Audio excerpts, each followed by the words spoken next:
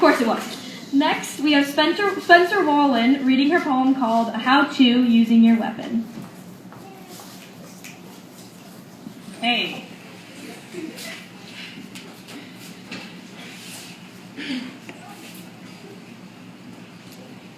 I'm still teaching myself how to shut up.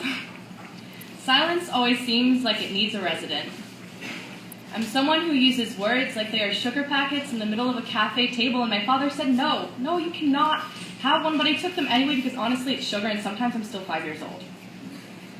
I once had a fishing line cascaded down my throat in an effort to find words that were really actually worth somebody's time, but it resulted in corruption. You see, now I live my life like the theme of somebody else's broken metaphor, and I look at things like I can make them into one.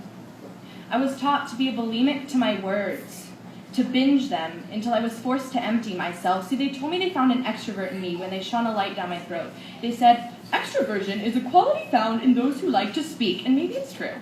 Maybe it's true that my jaw suffers through erosion as words flow through my blood like an armada. Maybe it's true that I am not quiet and I cannot sit still, and I'm not subtle. I'm definitely not subtle. My words sometimes struggle in my throat. They come out like masked guests at a masquerade, sentences soaked and dripping with intensity. I tell people who do the same that I understand their game, so they ask me to play, but I never know how to begin.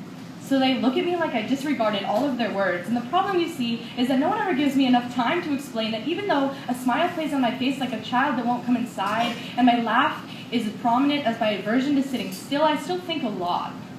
And the constant waterfall of words exploding from my mouth like an eruption from outer space doesn't mean I don't listen.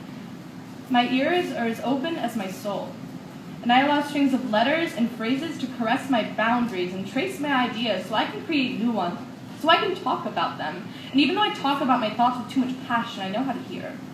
And I hear you. Do you hear me? Listen. We are all born and then built, and we don't come with manuals, but we do come with wakes growing inside of our hearts, where we at some point say goodbye to the people we were supposed to love, and those people are ourselves.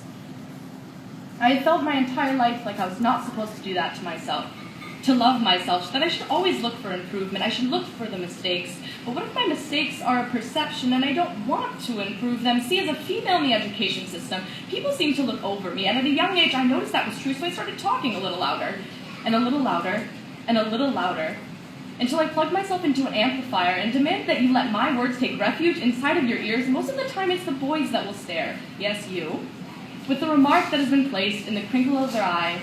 It says, I cannot believe you have the audacity to speak. And though my jaw clenches at the words, and all I ever think to say to them is, who taught you to use your weapon like that? Who taught you to stand on that side of the gun? Who taught you to do that?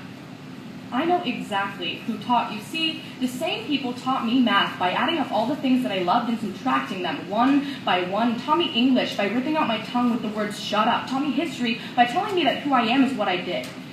And though we do not come with manuals, we have started constructing them. See, as each generation blossoms with more and more women, we start to escape ourselves and waste away. Boys are taught to use their weapon like that. That a girl's vagina is something that they can bury themselves in, something they can ask to hit. That a girl's vagina is something they can plant bombs inside and watch from a distance an explosion cascade through the skylights, while we are described as chameleons in the way that we disguise ourselves. Described to be like camouflage, born to blend in with our surroundings, we slink into the backgrounds and make wishes that we will somehow become the walls. If I am a chameleon, I do it because I can. I recognize my ability to adapt, and I use it. How can you use your weapon against that? You've tried.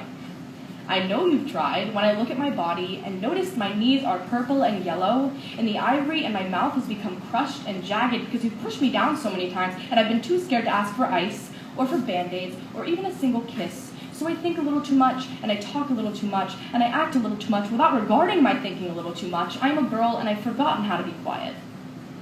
But when I scream my words and let them leap from my heart like a musician's passionate symphony, you shouldn't shush me. They took my words and crushed them, fine as sand, crushed them into gunpowder, only to help refuel what is already taken over. I ran away from the boy in school who squeezed my arm tight. He made red roses on my wrists. And when I told the teachers, they all said it was because he liked me. And I thought to myself, God damn it, that's a stupid way to show it. And so I thought, if someone were to really be in love with me, I mean really fall truly, madly in love with me, I wanted to love somebody that I could observe with instead of them observing me. But that's not how it works, you see, because instead I squeezed his arms back. And no one said it was because they liked him, instead I got a note home.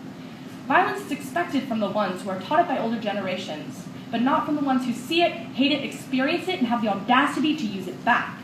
You see, I learned to tell time from the way that the hands behind the glass sheet leave the numbers at the same time that I learned how to tell time by reading my body and finding the scars and figuring out where people stopped caring. And to the girls who are told to hide themselves, I know how you feel. I know you feel like you can't stand the taste of sunshine, that you're allergic to air. So you stop taking breaths to minimize your speech, but don't. And to the boys who say those things, you see, I'm intuitive. I get it. I know that you've all given up on your intuition.